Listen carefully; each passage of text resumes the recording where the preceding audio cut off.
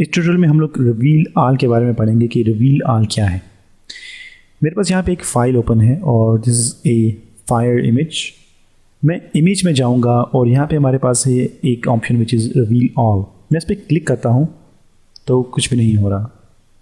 क्योंकि हम लोगों ने कोई भी ऐसी सेटिंग नहीं की जो कि इस ऑप्शन के मुताबिक हो। हम लोगों ने इसी सेक्शन में ट्रिम के बारे में पढ़ा है कि ट्रिम क्या है। जब भी कभी हम लोग किसी इमेज को रिसाइज करते हैं और हम लोग चाहते हैं कि हम लोग उसको सेव करें, लेकिन हम उसके साथ जो इजाफी एरिया है हम लोग उसको ट्रिम करते हैं। तो अब हम लोग जो ऑप्शन पढ़ेंगे वो है रिवील ऑल का। अगर मैं यहाँ पे एक इमेज लेता हूँ और मैं इसको एक्सटेंड करता हूँ, लाइक मैं से राइट क्लिक और मैं इसको कन्वर्ट करता हूँ तो स्मार्ट ऑब्जेक्ट, और उसके बाद मैं इसका जो साइज़ है उसको शिफ्ट और ऑल्ट की मदद से कीबोर्ड से मैं बड़ा कर रहा हूँ and I am gonna press enter to confirm that. अब मैंने इस इमेज को बड़ा किया है और मैं चाहता हूँ कि मैं ये पूरा इमेज देखूँ, यानी कि जो मेरा कैनवस से बाहर इमेज है मैं उसको भी देखना चाहता हूँ। तो मैं यहाँ से माउस ओवर करके तो इमेज को देख सकता हूँ, लेकिन अगर मैं एक ही साथ सारा इमेज देखना चाहता हूँ और मैं अपनी फ़ाइल को, अपने जो फाइल साइज़ है उसको कन्वर्ट करना चाहता हूँ इस इमेज साइज़ के साथ, तो मैं यहाँ पे सबसे पहले आपको इमेज साइज़ दिखाऊंगा जो कि 400 बाई 300 है। इन ऑर्डर से कैंसिल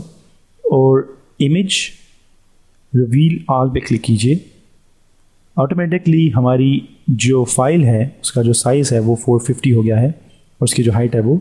338 हो गई है। तो हमारी फाइल में वो ऑब्जेक्ट्स जो कि बाहर हैं वो ऑटोमेटिकली आपको यहाँ पे शो हो जाएंगे और हमारी जो फाइल का जो साइज़ है वो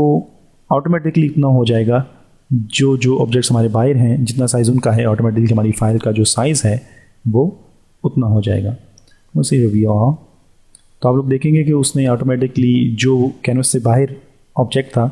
उसने उसके मुताबिक साइज़ को एक्सटेंड किया है और हमें शो किया है कि जितने भी ऑब्जेक्ट्स इस फाइल में हैं वो कहाँ कहाँ पे हैं और उनका क्या साइज़ है वो आपको नज़र आएंगे। इसलिए जब ये कभी आप लोग किसी बड़े प्रोजेक्ट में काम करते हैं तो हम लोग यहाँ से ये जो क्रॉप का ऑप्शन हम लोगों ने पढ़ा है उसको इस्तेमाल करते हैं, ताकि अगर गलती से हम लोग ट्रिम की जगह या क्रॉप की जगह रिवील ऑल को प्रेस करेंगे